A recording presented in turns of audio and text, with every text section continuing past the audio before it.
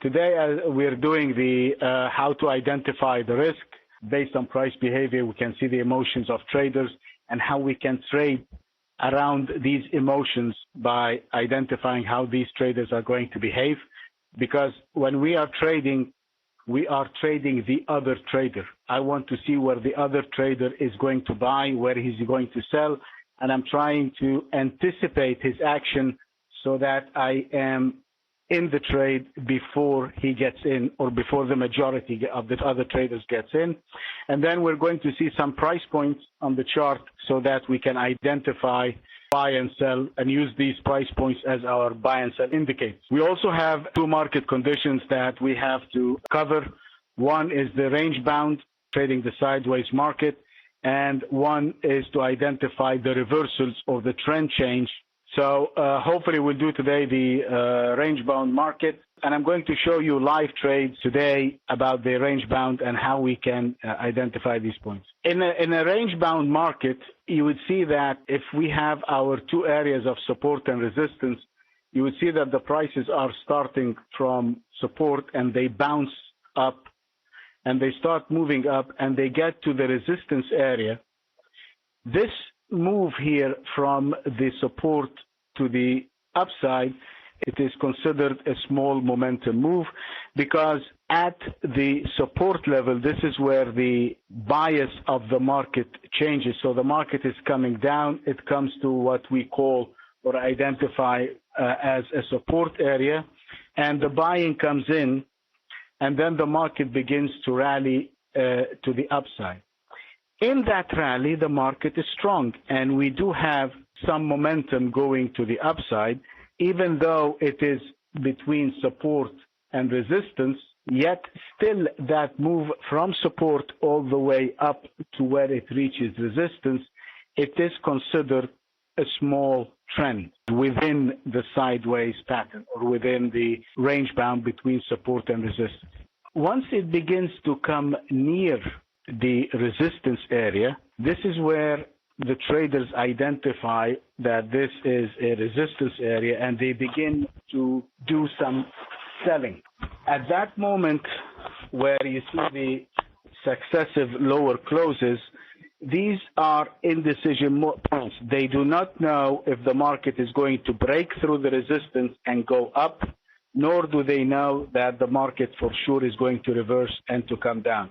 At this area here where we're having those weak closes, this is where the market begins to top. It is very hard, very rare when you see that the market reaches the resistance point and then it reverses on a dime and it turns down in a V shape and it comes down. Now, what is the psychology behind this? When the market bounces off support, there is a lot of buying coming in. There is a lot of short covering coming in. And right here where you see this last bar, the traders are not sure which way the market is going, but the short-term bias is to the upside. Now, we are all traders, and when we trade, we have to do two things. First, we have to take the high probability trade by identifying which way is the most probable way the prices will go. And based on what we see right here on this chart, it looks like the prices has been going up. It is making higher highs. It is making strong closes. It's closing near the high of the price bars. And at this area, it gets into a sideways move. Now, what happens after a momentum high at this area? Is this a trend reversal or the prices are going to continue to the upside? The reality is, after a big momentum area, the market comes into what we call an equilibrium zone or a pause. That pause could be the beginning of a turnaround if the market is in a sideways move, or it could be a pause where a new set of demand comes in and then the prices break to move to a higher. The picture is not completely clear. So how can we identify or get some clarity of which way the market is going? The way we get this clarity, if you are out of the market, if you are not in a trade, the most important thing that you should do is put yourself in the shoes of the trader that is making the most money and act as if you are that trader. If the market is going up and it's pushing higher, and all of us did buy it over here at the low, then we are trailing our stop behind the price. So we are going to place our stops right below the low of those days, because we are long-term traders, and we are going to say, if I am long on this day, and I'm expecting that the prices to go higher, then the most logical place for me to place my stop is below the low of the day, because the low of the day has been the lowest price point that they were able to push the price towards on that day. That was the lowest price, and then the market turned around and pushed and made the high or closed higher. So putting my stops below that low is the most logical place for me to place my stop as a professional trader, because I must control my risk. And when I'm placing my stop, I'm going to discuss the stops in a minute. There are three kinds of stops. So right there, I'm placing my stops logically below the low of each day. On the following day, so on day one, we are all placing our stops below here. On the second day, a second group of traders are jumping in to buy because they still believe that the trend is to the upside, and they also place their stops below the low of the day. And then on day three, another group of traders come in, and now we have multiple days, and each day we can think that we can, if we are going to use an imaginary number, we can say on each day, let's say there is 1,000 traders that go long. So below this, I would have 1,000 orders to sell at the market to get below the prices come here. On day number two, I would have twice as much the number of traders, so I'll have 2,000 orders, let's say, below day number two. And when the price on day number three, a third group of traders are now convinced, because the prices now are moving sideways at the top of the range, that this could be a price acceptance zone, and this is an equilibrium zone, and they're expecting that the prices to go higher. So 3 times the normal average number of traders are going to go long, and they're placing their stops right below these lows. And that is your line. As soon as the prices come down and take out these lows, all these sell stops are triggered, and you begin to get the continuous weakness into the price, closing at the low of the day and pushing it all the way down, closing weaker and weaker and weaker until it comes back down to the support area, and then the buying begins to come in. And now every time they are still selling it, the winners, the ones that are making money in this case, they are selling, and now they're putting their stops above the highs of the day. So above the highs of the days, these are your buy stops. If the prices go above the high of the day, then we're going to get the break, and the prices should reverse and start going up. So in a sideways market, once we perceive or we can identify that this is a price point as resistance, let's say that the price that I have this horizontal line as resistance, let's say at 100, then when the prices reach the 100, I am not going to sell immediately. I am going to witness now at this area, where will the traders that have taken the journey from the previous support all the way up, where will they place their exits? Where will they go out of their trades, either to take profits or to decide that we had enough, or we came in late into the trade and we're going to get out of the trade. The most technical place to place your stops is below the prior day's low, and vice versa on the daily highs. This is an actual trade that we took this morning. When you are trading, you have to set up your platform in a specific way. So on the right-hand side of the screen, I have my daily chart. The number one thing that you have to do while you're trading using the price behavior is to identify the market condition. So if you look at the daily chart on the right-hand side, you can see that we have big momentum bars. That's the daily chart. As you see here, you got this big momentum move exactly like I showed you on the PowerPoint. And then we had 1, 2, 3 days, and they're having slightly weaker closes. If it's slightly weaker closes, this could be either if the prices come down and take out these lows, because the guys that are long from here, are placing their stops below these lows. And then when the prices pushes higher, they move their stop below this other day. But at this point, we don't know if this thing is going to break to the upside or it is going to reverse and come down. But the overriding move is this momentum. We describe what we see to ourselves because that's the rule. Trade what you see, not what you think. And this is a sideways equilibrium point. Then one of two things. If it takes out the low and it trades below the low, then it is going to come down, and that is my reversal point, and I can go short. This will be a sideways pattern, and this momentum would have failed. If it takes out the high, then that would be a breakout and a continuation of momentum. This is where we identify the beginning of a reversal. I'm going to make this a sienna color so that you can see. Above the high, right there, I'm going to make that sienna also so that you can see what I'm talking about. And now I have a situation in the market. I have momentum that has been followed by a sideways pattern, and it could turn around. So at that point, I don't have a clarity which way it will go. The high probability at this point here, I have two situations. This could be a change to come down. So I have my plan. I'm going to go short below 147.45. And if it breaks above 149.29, then that will be the continuation of momentum. And my rule here, momentum precedes price. So the high probability is that it's going to fly to the upside. When you are trading, as I said, you always have to keep your daily chart on your right-hand side of the screen. Why? Because this keeps us honest with our interpretation of the chart and which way the prices should go. I see momentum. I see 3 days pausing over here. The rule is that pause is not a trend change.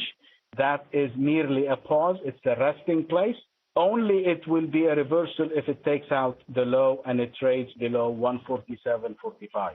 As long as it's above these lows, this means that there are more buying coming in and they are placing their sell stops below the lows. So my buying plan, if it gets above 149.29, I'm going to be a buyer. That big time frame keeps me honest. Now we move to this shorter time frame, and as you see here, this is the 149.29. So that's exactly the high of the day, the 2 daily high right there, 149. So right here, I'm coming into the London session. This is my London session. This is the opening of London session. There's two lines, and right there, you see this is the 149, which is the breakout point that I took from the daily chart. And this is how we take a price point as a technical indicator to buy or to sell. If it's above 149.11, then I am going to be a buyer. And of course, we have this is the top of the range. So if it gets above that, this means that I'm just putting the two charts side by side so that you can see. This is we're coming into the open of London this morning in a second, right there. This is here. This is 8:20 in the morning this morning in London. The prices are above the 149.12, which is above the breakout over here on the daily chart. So let's put the pieces of the puzzle together and decide on a trade. I have momentum followed by a pause. Now the prices, rather than taking out the lows, now they're taking out the highs. So momentum precedes price. I'm breaking above the high after a rested place. At a worst case scenario, you're going to buy at 149.20. And that is your trade. That's why you always have to take the price point from the daily, just put another line like this. So I have 149.11, you take that price point and put it on your, like that. So now you know what you're looking for right there. So this is my 149.11. You put the same price point on your intraday chart, you take the trade. And that is your trade for today. That's in the pound yen today. We took those 5 lots right there, and then you get into the trade and you take it all the way. That is now your new momentum high. You're still looking for higher highs. And now if I'm going now to push the daily chart a little bit, you begin to see that there is momentum coming in. Once you see this momentum and you see it above those highs, you don't need to take profit. Stay with the trade. Let that baby go.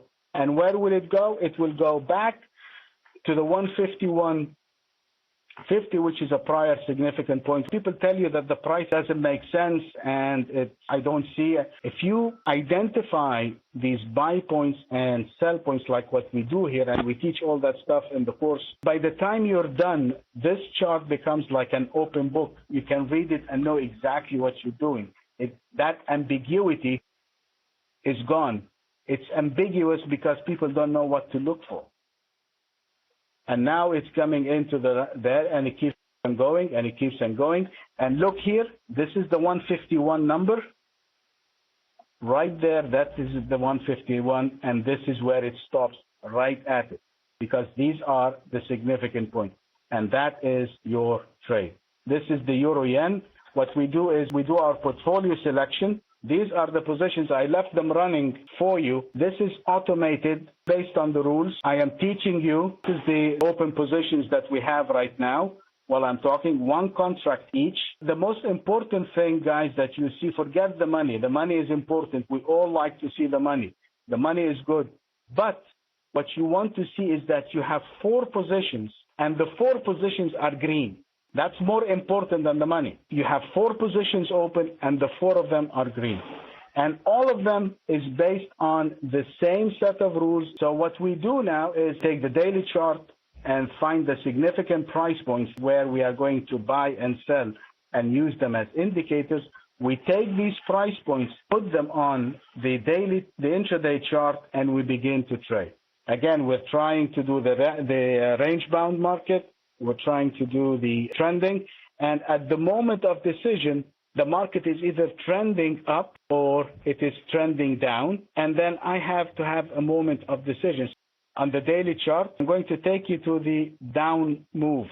As soon as the price is broke below the low, you got this momentum move coming down. And then you start getting an alternating closes. Some weak close, some strong close, but there is no continuation of momentum to the downside, and you can see that we're getting stronger buys. So what's happening is, what is the price behavior here? How can I make sense out of this? Is this thing going to go down, or is it going to reverse and start flying up?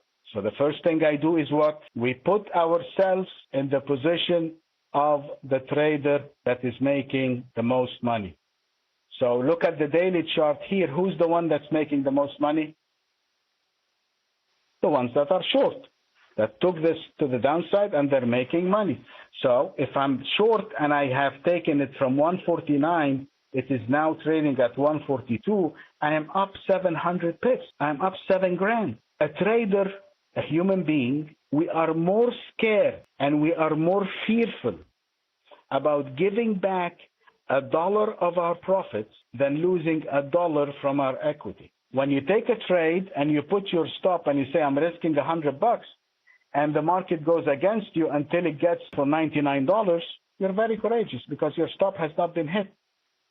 But if you're making $1,000 and it goes back against you, or you're making $100 and it goes back against you, $1 or $2, we're sitting with our fingers on the mouse, itching to take our profits. That's a normal behavior. That's a typical human behavior. So the trader that is making more money is going to be the scariest person, is going to be the first one to get out of the market. So how will this guy get out of the market? The short has to buy. Okay, so I mean now these take profit, they're going to buy. Now I have to ask myself my second question. If I was in his shoes and I want to buy, where will I buy? Where will I say I had enough? I'm not going to give back a penny out of my profit. I will take, for example, this high, and I'm going to say I'm going to get my stop and put it right there, and that will be my buy stops over here. And as soon as the prices get above the 143, every guy that made this money is going to get to buy to get out. And the bigger this momentum move, guys, the bigger that momentum move, the stronger the reversal to the other side. Why? Because it's a huge number of traders, and a huge number of traders are going to be taking profit, and you'll get a huge move to the upside. And look at the first break above the 143. Look at that. From 143 to 147, 400 pips in one day. Why? It is a typical price behavior. It is a typical human behavior. And everybody is trying to scramble to cover his shorts. And the best trade that you pray to God that you catch every single day is a short covering rally. These are the number one trade that you want to be in. It is the best trade in the world. And once you know that you are in a short covering rally based on the momentum after a big move and you get this reversal, you get into the trade, you buy, sit on your hand so you do not touch the mouse and let that baby run. That is basically looking at the trending market. Now we get into a sideways market. We still, based if I have my trend on the daily chart, I'm still looking for it to continue to the downside. Only when it breaks above a reference point, which we have identified together as the reversal. And we know now the typical behavior of the traders that are making money. In this case, they are covering their shorts. So if they're covering their shorts, they are scrambling to get out. And that is the result of the scrambling. And I want to be the first one in. As soon as it gets above 143.90, 09, I'm a buyer. And that's what we do in the Sunday session to plan our trades for the following week. Are the price points that we have is for the week? Yes. This is the price that we identified on Sunday that we're going to buy the pound Swiss above 165.27. Once a break, we had this momentum, and that's it. This is your buy point. And as you see here, point man, it came back and it held the 165.27. This makes it very strong point, and you want to let it go. We get to the second point now. Where do we place our stops? There are three kinds of stops. There is what we call the money stop. So let's say somebody says, I'm going to risk $100 or $1,000. There is the technical stop, where you place it in a technical location. And there is the third one, which we call the time stop. Which one of those three is the most important one? The number one stop that you should be considering is the time stop. The number two is the technical stop. Last is your money stop. Why? So if I take a trade based on a price point on the rules of price behavior, then I have to ask myself two questions. If the prices are supposed to go above, like here, for example, on Sunday, our buying point was above 165.27. So the rule is if it gets above 160.27, I'm going to be a buyer. So my expectation is, I have to ask myself, what is my expectation? And then the second question I ask myself is the prices behaving as per my expectation? And these are yes or no questions. There is no ambiguity. There is no description. It is behaving, yes, I'm staying in the trade. It is not, I'm out. So if it gets above 65.27, I'm expecting that all these short guys are going to cover their shorts. So if the prices come above 65.27, I'm expecting a breakout. Did I get the breakout? Yes. Then I'm staying with the trade. But if I get a breakout and I don't get a momentum, I don't get a short covering rally, I do not see that all these guys are scrambling to get out, then I am going to say, okay, it might take a little bit longer. The rule of thumb is 4 times your price bar. Let's say you're trading on a 15-minute bar. Again, this is not exactly 4, but an average of 4. I mean, the number 4 will give you a statistical edge. For example, take a look at this chart. Price behavior works. You'll get 1, 2, 3, 4 bars, maybe a fifth, and then a pause. 1, 2, 3, and then a pause. 1, 2, 3, 4, a pause. 1, 2, 3, 4, and then a pause. So you always get between 4 and 5 price bars into the direction of the momentum, followed by a pause. If I get into the trade, and then for 4 bars, nothing happens, then I'm closing that trade. Why? Because a lot of people that are trading in a similar fashion that I am have watched the entry point, have taken the entry point, and yet there has been no follow through to the upside. So what's going to happen is they are going to second guess themselves. They're going to say, oops, we made a mistake. There is no momentum. The prices is not behaving as we expected. We don't see the breakout. Then we might as well get out of the trade. And that getting out, we give them like 4 times the time frame that you guys are trading. So if it's 4, 5, I mean, you don't have to be. After 4 bars, you begin to look, okay? So if you're trading an hourly bar, you wait after 4 hours, and if it doesn't move, you begin now to start questioning getting out. You give it 5th, but not more than 6. You're done. The same thing with the daily. You wait for 4 bars, 4 daily bars, and then boom, you know. The time stop is key. Otherwise, for example, if you remember, part of the trading rules is they say never short a dull market. You never ever want to go short a market which is dull. It's not going down. A dull market is a reversal market.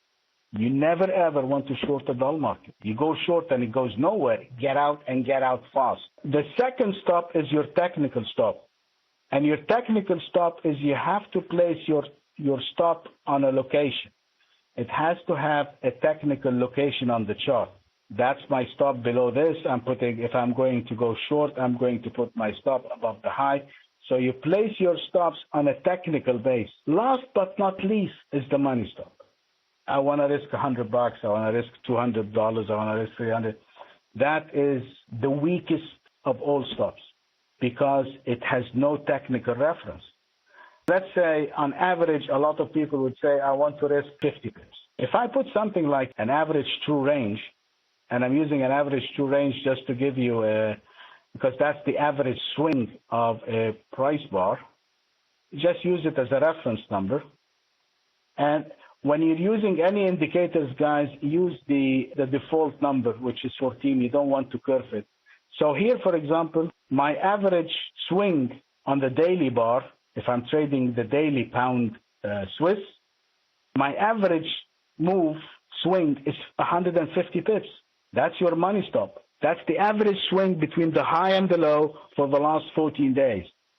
So if you put a stop of 100 pips, the odds are you're going to get stopped out. So if you feel that 100 pips is more than what you can take and you want to take the trade, cut your size. Instead of taking a whole one big lot, take 5 minis. So you still keep the dollar amount, but you put your stop in a technical place. If you do this, take your normal size and you put less than 150 pips, you might as well write a check to your broker and give him the 100 and save yourself the headache. If there is economic news and economic reports, there is a specific way to trade those news, and they become what is known as news trades. So you don't set up these systems on them. They are traded in a different way. The software is made out of 5 components. One is what we call the key lines. These are the yellow and they identify for us zones where we decide which way of the market we want to buy. So for example, above the yellow over here, I want to be a buyer. If it's above the yellow, short is not an option. If it's above the magenta, I want to buy. If it's above the blue, I want to buy. These are all different sessions, okay? So these tells us these are intraday. The daily, there is something 180. So in those sessions, for example, right here, and you would see how many times it has been successful. I mean, that's what you want. You want an edge. This is how you get the edge. So above here, that is a buying decision. So selling is no longer an option. So here, you can buy or do nothing. Right there, you can buy or do nothing. Here, you can buy or do nothing. Selling is not an option. Okay, so now you're taking the high probability trade. Here you're taking the high probability trade. That's one component. The second component is this line that some of you are asking me about. What is this line? This is what we call a key line, market side. And the market side is not a moving average. It has nothing to do with that stuff. They are, as you see there, they are session unique. I mean, they get cut. It ends at the end of the session and it begins.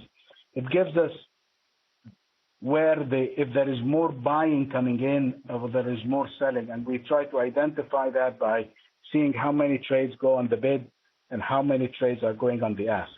And as long as the prices are above the market side, you want to be a buyer. So right here you have two decisions. Above the key line, you're a buyer. Above the market side, you also are a buyer. So there is two reasons to be long. Okay?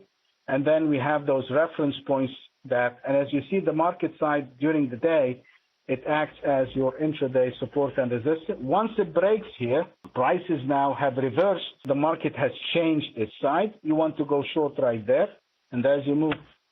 So this is one day on the upside. This is a second day on the upside. I'm going to put the strategy on now without any formatting, and we'll be trading the US, the yellow session. Okay, and I want you to look at this.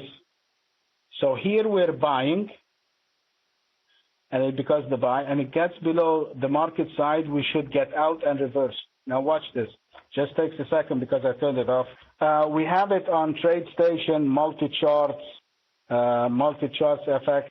There is the setup that I was telling you. It took a buy over here. See that? It bought it at 165.80.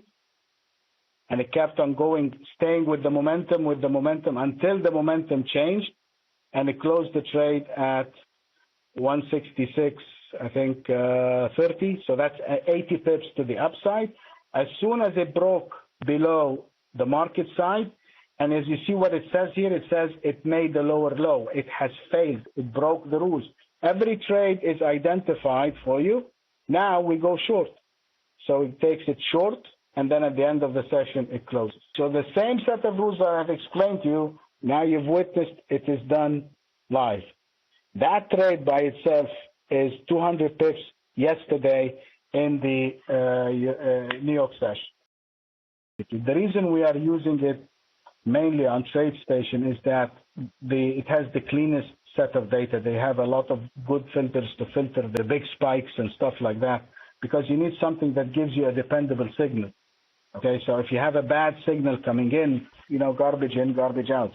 How do I identify that the retracement and uptrend has finished? Right here, is this a higher high? Right there. It's not. I mean, the rule is momentum precedes price. I'm supposed to get a higher high. Right here, I did not get my higher high. That is a first failure of behaving in the proper fashion. So that failure is my first sign that there might be a trend change in action. It is not yet a trend change. It is not yet, it could be a pause. It's not yet a trend change. But as soon as it makes a lower low like here, right there, that is your trend change right here. And this is where you have to go short, okay? And you take it short from here, and there is your trend.